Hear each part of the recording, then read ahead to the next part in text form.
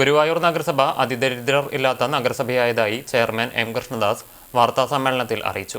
November 1 Keralam അതിദരിദ്രരില്ലാത്ത സംസ്ഥാനമായി പ്രഖ്യാപിക്കുന്നതിന്റെ ഭാഗമായാണ് ഗുരുവായൂരിലും അതിദരിദ്ര നിർമ്മാർജ്ജന പ്രവൃത്തികൾ നടന്നിരുന്നത്.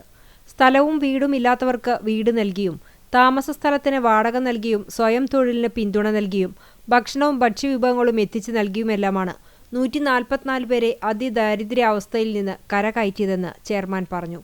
ഒരുപാട് പ്രത്യേകിച്ച് കിറ്റ് കൊടുക്കുന്നതിനൊക്കെ നമ്മുടെ ഹയർ സെക്കൻഡറി സ്കൂളുകളിലെയും കോളേജുകളിലെയും ഒക്കെ വിദ്യാർത്ഥികൾ അവർ പോലും ആവശ്യമായിട്ടുള്ള വീടുകളിൽ നിന്ന് ഓരോ സാധനം കൊണ്ടുവന്ന് അതൊരു കിറ്റാക്കി തരുന്ന അങ്ങനെ ഒരുപാട് സഹായങ്ങൾ പലരും ചെയ്തിട്ടുണ്ട്. ഔഷധി പോലുള്ള സംവിധാനങ്ങൾ നമ്മളെ സഹായിച്ചിട്ടുണ്ട്.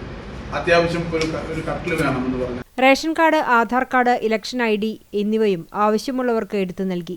കട്ടിൽ, ഫാൻ, പോർട്ടബിൾ ചെയർ, ടോയ്ലറ്റ് എന്നിവയും നൽകി.